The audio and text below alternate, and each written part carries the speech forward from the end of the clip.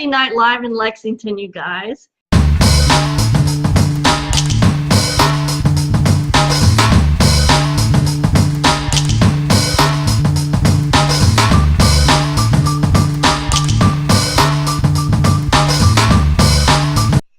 We're just going to go over a couple of things while everybody's getting their notifications on. If you guys hadn't already noticed on my Facebook page, my napping show that was on Thursday nights has been moved to tonight at 9 p.m. Eastern Standard Time.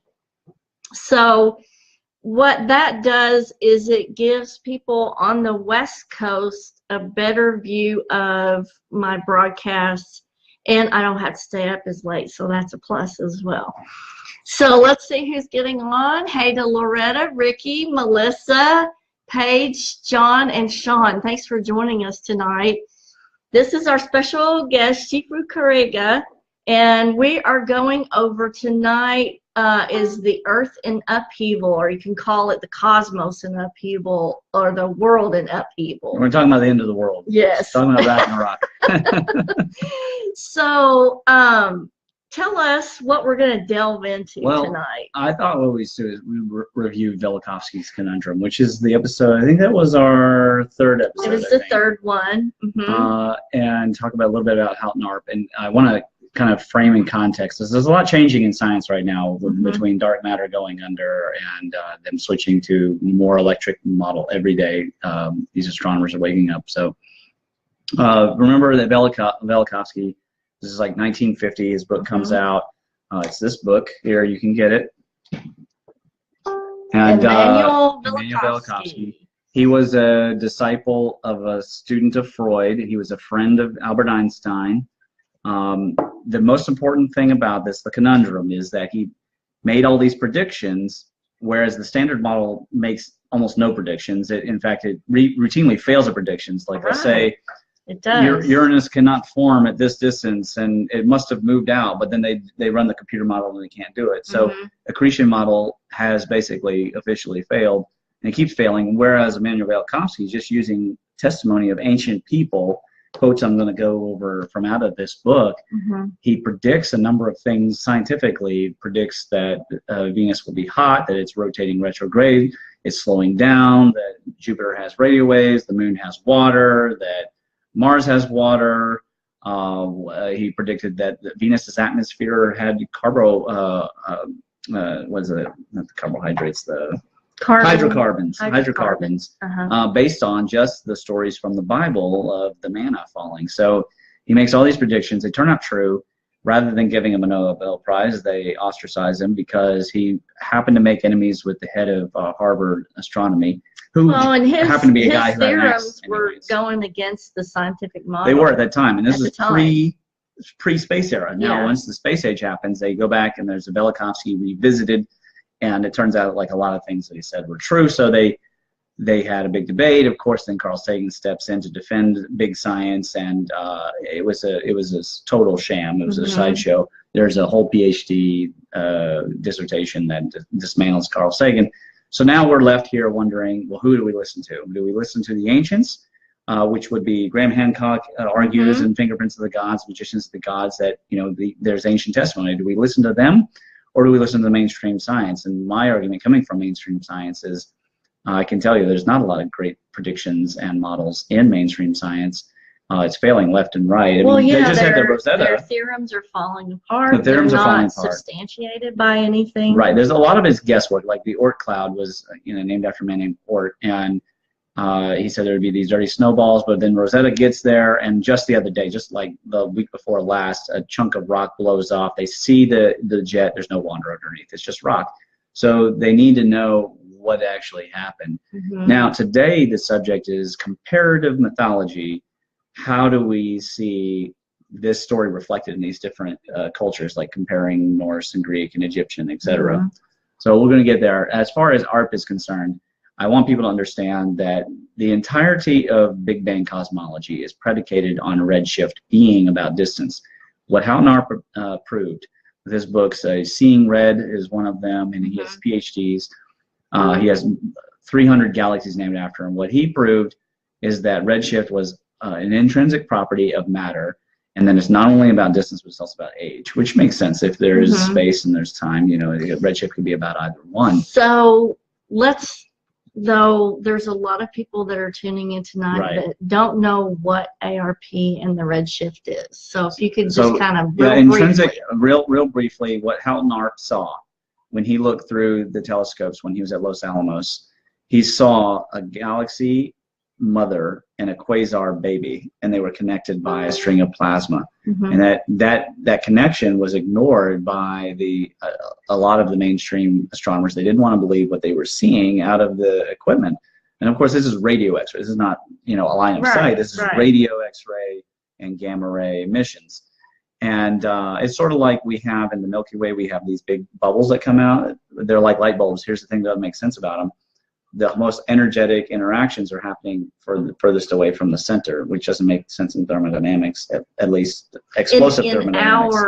In explosive thermodynamics. Yes. In electric plasma cosmology, makes perfect sense because it's just like a light bulb. It's just like a fluorescent bulb. So it's no problem for the tops of these bulbs to light up. Right. Well, he in his dissertation, he goes through and he proves the intrinsic redshift. He gives all the information, the calculations, everything. They still ostracize him. He goes to Europe instead of practice. They wouldn't give him telescope time. So he's like a literal modern day Galileo. The two of them are modern day Galileos of the 20th century. They're both passed on. You know, are we just destined to repeat stuff? Well, that would be the Ragnarok assumption. You know? I have a theory that, you know, it's not about how many Buddhas are sent and how many saviors and angels. Every generation has to deal with its delusions and then learn. And if we don't deal with dukkha right around us, you'll end up with more flat earth, etc. It's a real problem. Let's check and make sure there aren't any questions. For those of you that are tuned into my professional page, Kathryn Kauffman, Psychic Medium, or on Instagram, I want to say special hi to Instagram over here. I won't be able to answer your questions on Instagram or the professional page. The main page that I have pulled up is my personal page here, so let me check for questions. I want to say a shout out to Joy Barger and Joy Johnson and Stormy. Hey to Scott Harden and Joanne Sewell and Santa Cruz. Floriana, hey, thanks for tuning in, and Pamela Thompson. Jean McKee and Kim's Garden Works. Awesome to see you. And my good buddy, Sandra Buchanan Clemens. And a special shout out, much love to Wes Ruiz. You are powerful. So let's get started on this Velikovsky conundrum. Right. So the solar system. That's a big place. They honestly don't know how it was started. They've made a lot of predictions, but here's what it's coming. I don't know that we'll ever know. Maybe. And a lot, that's probably true, because if there was an Atlantis and they would have been full of astronomers, just as Sumer was, it's obviously gone. It's sunk into the sea. We won't have access to their scrolls. Even if they were clay tablets, probably turned to rubble. It'd be very difficult for us to dig up Lemuria and the continent of Mauritius and Beringia and Indonesia. You know, I doubt we're going to open Gunung Padang and find a perfect record of the solar system. However, certain cultures, the ones especially that talk about 7 suns versus only 5 or 3, are the ones that are old enough and mature enough to keep that. And in particular, I like the Sumerian and Egyptian, the Greek and the Nordic. And I really like the Nordic because by using family lineages, they basically record the changes in the planets and how they behaved. So for example, Loki is not actually the son of Odin. And in the beginning of Loki's, like early on, Loki could be either male or female. And this perfectly matches the descriptions from Sumer and Greece of Venus, which in the beginning was revered as male because of the horns, which is plasma discharge, and the beard. And then becomes female as it passed by and this white stuff was coming down, the ambrosia or the honeydew, and it's coming down, so they thought of it as not a bull but a cow. And so sometimes Athena is actually pictured as a bearded woman, a bearded woman with horns. With horns. So now, when Venus then moves closer to Earth, becomes larger, that's when Loki begets Hel. And Hel, this goddess of death, with all the tendrils and the snakes, of course, it's the Medusa, attacking Earth, and that gives room for Mars or Thor to come in and save mankind. Which then later he has a warrior lust, and quote betrays us again. The scar-faced tyrant passes closer to the Earth in about the 600s to 700s BC, and lays destruction to Middle Eastern cities. For some reason, the Middle East seems to get a more vast number of this, but it still happened it happened in Lake Titicaca, it happened in Mexico, and North America. Obviously, there were major ones. So here's what I'd like to talk about. Of the 7 suns, let's talk about 3 of the cataclysms. Okay. Now we're in the 7th sun, so it eliminates one already. The first cataclysm I'd like to talk about is some object passed close to us at the Younger Dryas period. Certain South American tribes, you can read this in... Do you think it was a comet? No, I think it was the moon. The moon. I think it was the moon. Based on Sumerian record, the story of Tiamat and the death of her lover, the moon our previous moon was destroyed and became the asteroid belt. And there are 2 large masses that go around in the asteroid belt, so it could have actually happened in 2 pieces. Hard to know. Yeah. And at that time, Marduk comes and slays the lover and then splits open Tiamat's head. So something passed really close to us. We don't know for sure, but the way that the moon keeps facing us and the way it's excavated on one side electrically, you can tell when you zoom into a really high depth, like a 4 gig image, you can see the same type of cratering, perpendicular cratering that we see in the northern hemisphere of Mars. So it's this repeated thing. And I think that the moon and Mars and Earth all came from a Saturnian system together, that we were all in one system, and then there was a bit of transfer back and forth with Jupiter. But at some point, Earth was thought to have wandered too close or fallen out of favor with this Jupiter or Zeus character, and then it was sent, and Lil sent Marduk, and it basically passed really close to us, and that basically ended the Ice Age. A lot of animals went extinct.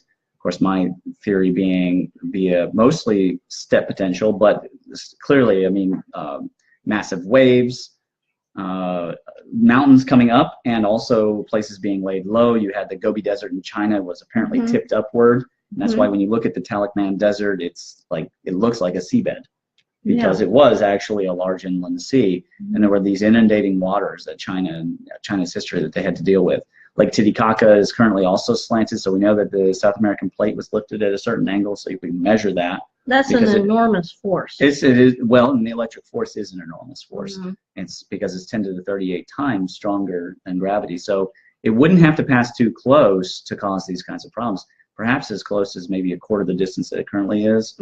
And I think a pass or 2 before it enters in an orbit. And the way that it faces us currently, I still think there's an electrical attraction between the 2. Well, just the distance between the Earth and the moon, and the way the moon reacts on the tides. I mean, right now, you can understand how that would alter the landscape. Right, and it's an important thing that I brought this diagram of the drop in electricity. Now, the Birkeland currents, I discussed these before, are way more efficient, they're this top one, than the electricity in the magnet. But now when you get in really close, and that's especially indicated up here, the Birkeland currents are weak, but the electric field and the magnetic are really, really powerful. And they exceed. And so when you have a force that strong, when they get closer, it's going to actually multiply fast. In fact, the electric field goes by the inverse of the cube.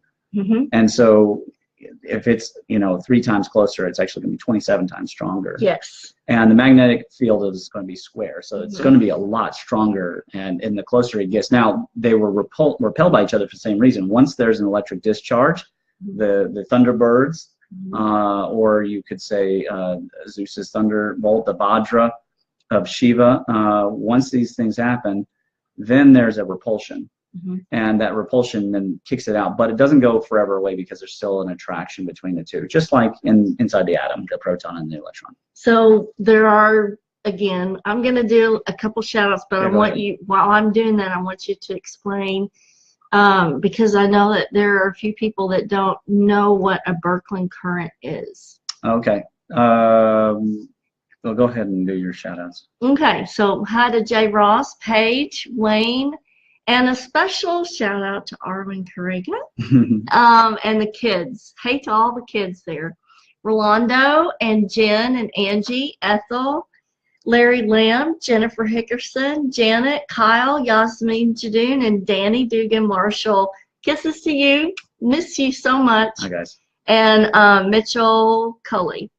So let's go ahead with Birkeland. Well, a Birkeland current is basically a special way that electricity over long distances wraps itself around, especially in the form of plasma current, and it twists around, and there's a counter rotation.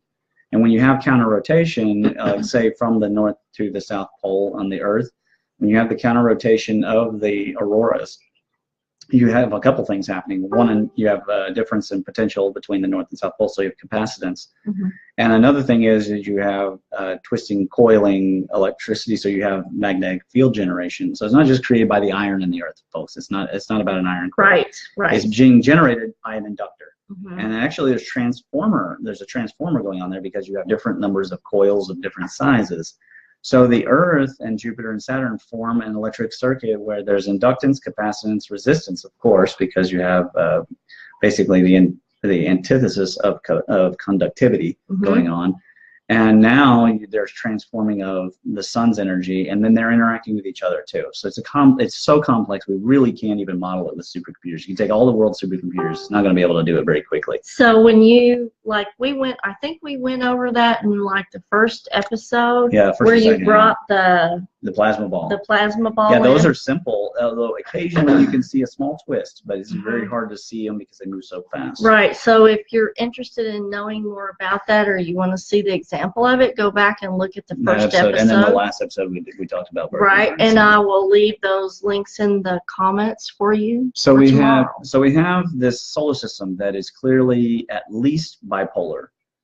You could say even tripolar if you add Pluto and everything else past Pluto and all the rocky planetoids that inhabit the outer solar system. But you have this inner rocky stuff, and you have these large gas giants that have an inordinate amount of rocky but very diverse material going around them.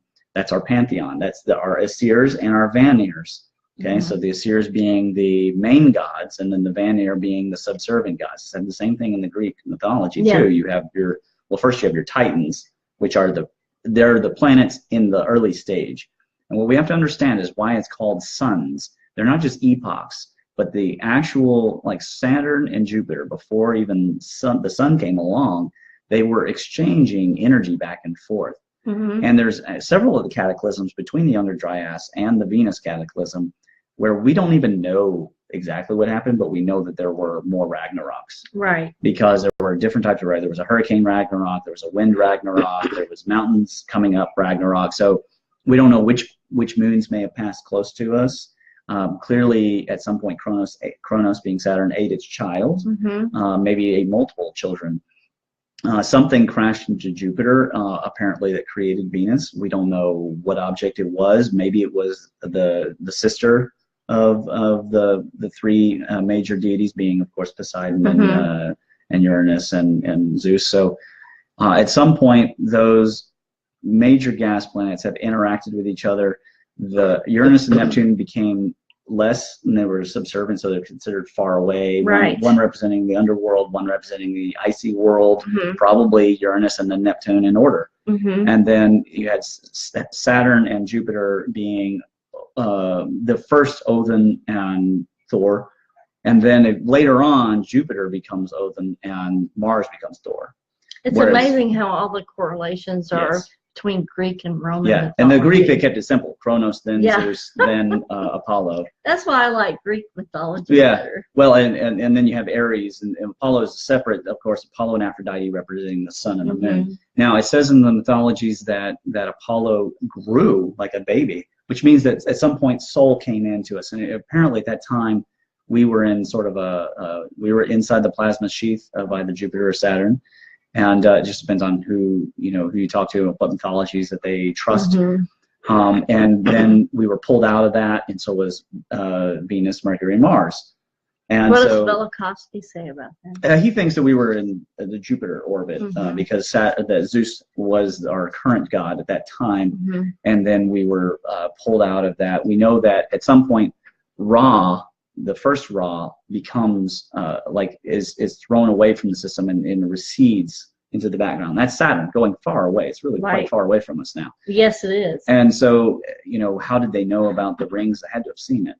They had to. They had to, and they could see Uranus was tilted on its side, like hung up on by its heels. And they had to have seen that. Yeah, they had to have seen that. So at some point, that's removed away, and we are taken inward, and then there's an exchange of energy. And now in Exodus, there's a plague of darkness. So it's possible that when the sun came in, it actually pulled a lot of energy from the Jupiter, turning that brown dwarf on. The energy is transferred to the sun, and the sun becoming then brighter and becoming a yellow star, and then of course expanding in its size. Now all of them, they have about the same, like Saturn's magnetosphere, Jupiter's magnetosphere are like nearly the size of the sun. So if you were far, far away, they would actually look like brown dwarf stars. Yes. They would be very dim brown dwarf stars now, but apparently at the time they used to be a lot brighter, not necessarily bright though. So when they were in the sky and they were large, they weren't overwhelming. They were actually, other than occasionally eating their children and mating with their sisters and destroying everything, and occasionally there being cosmic thunderbolts. Other than that, apparently life was pretty good.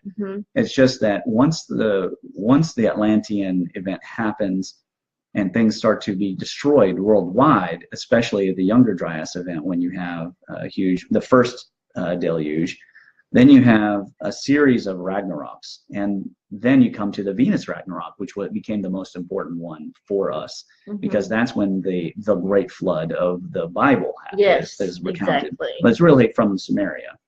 You make sure there's no questions here. Yeah, sure. Hey to Greta, Patricia, Ryan, Staten, Ellie, Tim, and Julie Chi. Thanks for joining us tonight. If you guys have any questions at all, please put them in the comment section. We'll be glad to get back to you on an answer as soon as we can. Even if it's after the episode and you think of something you want to ask, just put it in there. So I brought some of the quotations from Worlds in Collision, some of the ones that I really liked here. So Worlds in Collision was written by Emmanuel Velikovsky, and these are quotes taken from that particular manuscript. So it says how the Greeks had similar traditions. There's a period, wrote Censorinus, called the Supreme Year by Aristotle, at the end of which the sun, moon, and all the planets return to their original position. This year's great winter called Cataclysmos, which means deluge, and the great summer called Epikrios, or the conflagration of the world. The world actually seems to be inundated and then uninundated alternately in each of these epochs. This is due to the forces of ever-active fire, which exists in things in the course of long cycles of time that resolves around itself, and the world is born. In one such catastrophe, the world will meet its ultimate destruction, creating a new world that will fall apart into atoms, out of which, after a long process, a new Earth will be created somewhere in the universe. And these are his predictions. Well, no, these are, so there's citations at the bottom of these are things that he makes only conclusions from works, and he'll actually present anti-conclusions from other people who don't believe in. And then but there's citations for everything in the bottom of every page has citations in the book. Okay.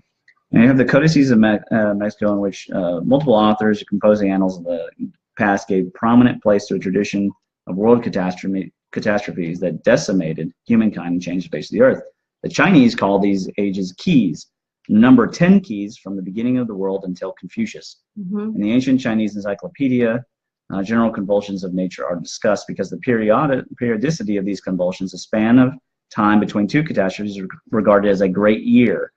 And as during a year, so during the world age, the cosmic mechanism winds itself up in a general convulsion of nature. The sea is carried out of its bed, mountains spring out of the ground, rivers change their course, human beings and everything are ruined, and ancient traces are effaced. So therefore, that's why we can't find anything about Atlantis.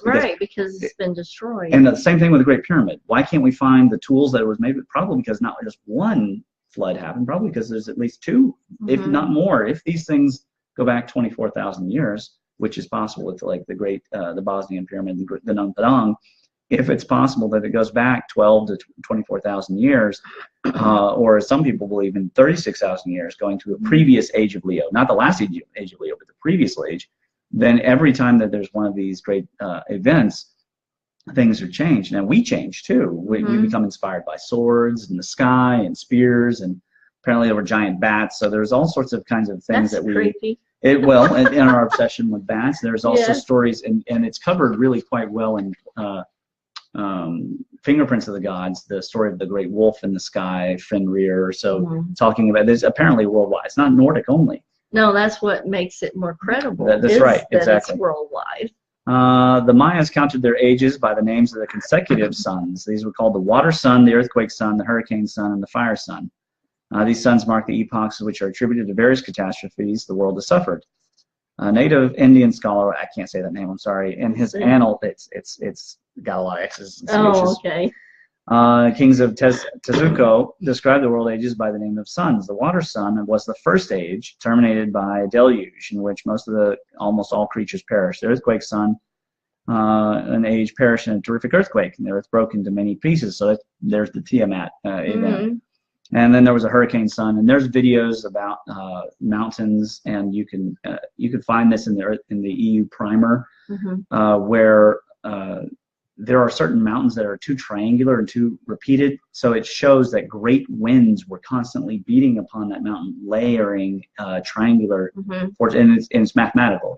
It's not a matter of what weather erosion. It's a matter of something was moving in but it was moving in a way that was layering it in a resonant wave. So this is really fascinating. These giant winds, almost like kind of hard to imagine. EMP. Like imagine a nuclear force blast, but a continuous one. Yeah, continuously. And a lot of these were described in Exodus too. A lot of these ones. Let's see here. This quote is, I forget which culture this is here. Jubmel, the heaven lord himself, came down. His terrible anger flashed like red, blue, and green fire serpents. People hid their faces, and the children screamed with fear. And the angry God spoke, I shall reverse the world. I shall bid the rivers flow upward. I shall cause the sea to gather together itself into a huge towering wall, which I shall hurl upon your wicked earth children and thus destroy them in all life. Wow. And there's a tendency among all the cultures, including Native American cultures, to see it as about something somebody else did. In fact, while I remember to, I'll read this quote. This is from Ice Age, In Search of Ice Age Americans. This is the Delaware, them talking to Thomas Jefferson. So Thomas Jefferson, who often is referred to as the father of American archaeology, was fascinated with the Macedons and the Ice Age Americans. Wow. Jefferson was convinced that people lived in the Americas at the same time the Macedons were living at Big Bone Lick. His reasoning was based on part of the oral tradition of the Delaware Indians, which he had recorded firsthand. During the American Revolutions, Jefferson met with a group of Delaware warriors and asked them what happened to the great animals whose bones are found at the Salt Lakes of the Ohio. Oh, interesting. A chief, which means this is the best orator of the group who's going to have the most lore. And the group stood up and said, in ancient times, a herd of these tremendous animals came to the Big Bone Licks and began a universal destruction of the bear, deer, elk, buffaloes, and other animals which had been created for the use of the Indians. Oh. That the great man above, or your Thor, looking down and seeing this, was so enraged that he seized his lightning, descended on the earth, seated himself on a neighboring mountain, on the rock which his feet and the print of his foot, and hurled the bolts among them till the whole were slaughtered, except the big bolt, who, presenting his forehead to the shaft, shook them off as they fell. Missing one at length, it wounded him in the side, whereon he sprang round, bounded over the Ohio, over the Wabash, the Illinois, finally over the Great Lakes, where he's living to this day. Wow. So there you go. That's what mostly what that's interesting, because that brings it closer to our age. That's right, and and so we don't know this great man. This is probably the Mars event. But it could have been. This story could go all the way back to either the Venus event or even before that. It sounds like it goes back to the Younger Dryas event. Yes. So we don't know because we haven't done the research. We do know that there were impact craters. Most of these impact craters, however, do not match. Like Jephthah Knob here in Kentucky is an oblique strike. It doesn't match that, most of them. Most of them are like perpendicular or oval shaped. We're researching it. Not everybody agrees, obviously. Even the alternate, I don't even agree with the common alternate theory, because it's clear that we didn't Native Americans did not kill all the mastodons. No. But not everybody agrees as to what was that alternate. So here's a good one. According to the Lapland epic, the world was overwhelmed by a hurricane and sea. Almost all human beings perished. After the seawall fell on the continent, that must have been something to see. The gigantic waves continued to roll, and dead bodies were dashed about in the dark waters. Jeez. The great earthquake and chasms that opened on the ground, the appearance of a celestial body with serpent-like flashes. So that's hell, or Medusa. Rivers flowing upwards, seawall crushed everything. Mountains became leveled or covered with water. And the world that was turned over was tilted, and the sun that shone no more in the sky. And all these motifs are found in descriptions and calamities of the time of Exodus. Again, some rabbinical sources saying that up to 9 out of 10 Hebrews died just in the plague of darkness by itself, because for 9 days they didn't have any light, so they couldn't see food, they couldn't see water. Right. And then a good number, maybe even up to half, died still. They were in the Red Sea when there was apparently a thunderbolt crash somewhere in that area. And when that happened, it equalized. And you can see that in the video that was released today by Ben. Yes. There's a moment where the water is under electric field, and a little spark goes down, and the water gets still for a moment before resuming its rippling. Because when the electricity is discharged, and there's equilibrium is reached. Yeah, that's pretty cool. Let's see here. The words of a priest were only an introduction to a revelation of his knowledge. This is talking about Phaethon. And an Egyptian priest explained to Solon that in the catastrophes, the literary works of many peoples of their learned men perished. For this reason, the Greeks were still childish, as they no longer knew the true horrors of the past. The words of the priest were only an introduction to the revelation of his knowledge about lands that were erased when Greece also and the entire world were visited by heavenly wrath. He's told the story of a mighty kingdom on a great island in the middle of the ocean that was submerged and sank into the waters. Thence comes the Atlantic. So now you know about Atlantis. It's not just an isolated myth. It is actually related to these earth and upheaval. Let's check Go the ahead. questions. So Armin says, cool video, Dad. Love Armin. Hey to Rachel, Betty Jo, James, and Doug, and Judy Burkett Roberts, and Kimberly Bruce, and Jonathan Holt. Thanks for joining us tonight. And Sandra Lanham. No questions that I can see here.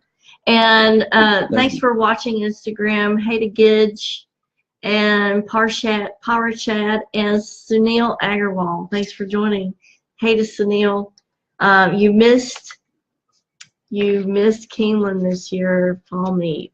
So see you in April.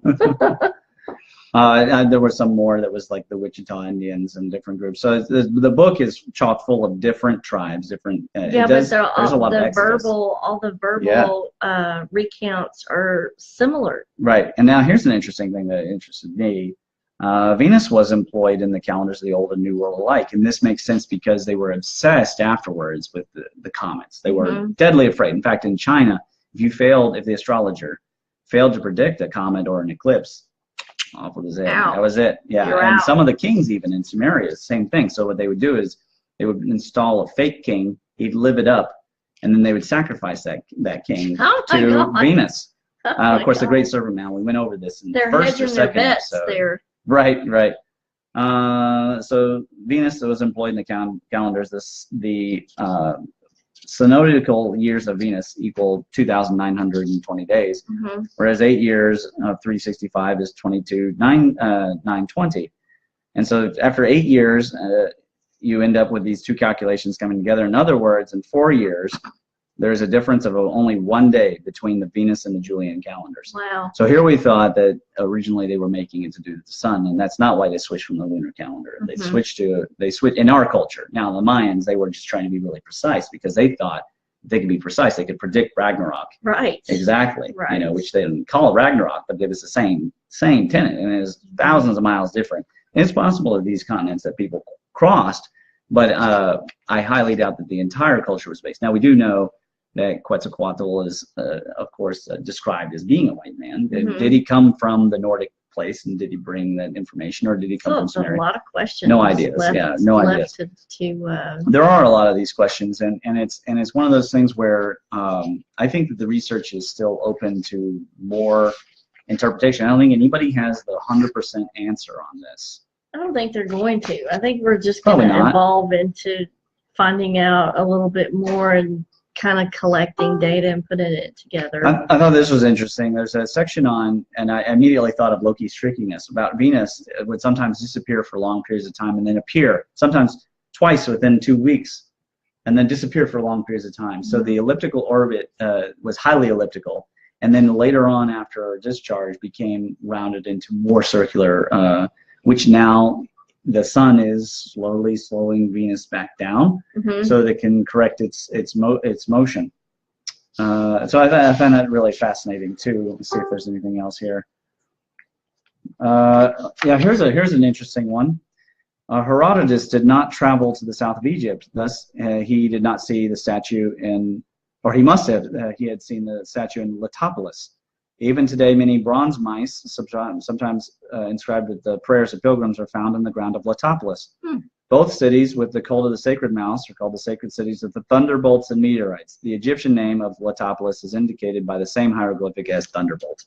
So there you if go. any of you guys are just hieroglyphics. joining us, I would suggest going to watch the Thunderbolts project on YouTube. The Thunderbolts of the Gods. I mean, if you're very skeptical and you want to know more about watch the lightning-scarred planet, which is Mars, and that's the, I guess, Symbols of an Alien Sky, Part 2.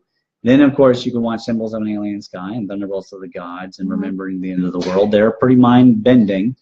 Yeah, but if an EE guy who came up and was quite atheist, and now granted I do acupuncture now, but if I can come up that way and bend my mind, and I never approached Big Bang as a religion. A lot of people do. I never did either. It's very difficult. I actually helped a friend. He's very Jewish. He studies Kabbalah, and I love the guy, but he had a real hard time, and so we were discussing black holes, and he said, but they found one, and he posted me a picture. I said, Ruben, that's a CG. And he was like, well, I can't find the original. I said, well, let me go look it up. So I looked it up, and then I found it, and I posted the picture, and it's just pixels, and then it's just brighter. There's no hole. There's no nothing. And he said, that's it. That's all they got. I'm done. I'm done with Big Bang Cosmos. Because what they're doing is they're pre-plugging. They're saying what I expect, and they have a whole series of equations. And if they get any brightness, then they say, oh, it worked. But they didn't actually see it. No. Right? I mean, there was a giant gas cloud that went right by the center of the Milky Way, didn't lose any gas. Now, they announced that it was going to pass by. But if it was a black hole, it should have sucked it off. But at the same time, it passes by. They make this huge announcement that our Milky Way, I remember this like 4 years ago, that our Milky Way black hole is going to feed, but it didn't lose any mass at all. They were totally perplexed, and they started coming up with reasons and funneling it out to the media. Right, it's not true. It's not because true. You can't divide by zero, folks. Yeah, you can't divide by zero. And if it's a singularity, there'd be only one mass. A black hole universe is a one-mass universe. Yeah. All right, and the radius has to be zero. When we were kids, it was a period, the size of a period at the end of the sentence. And now they got them various sizes. It doesn't make any sense. It's not consistent. Right, the Schwarzschild radius is zero. So.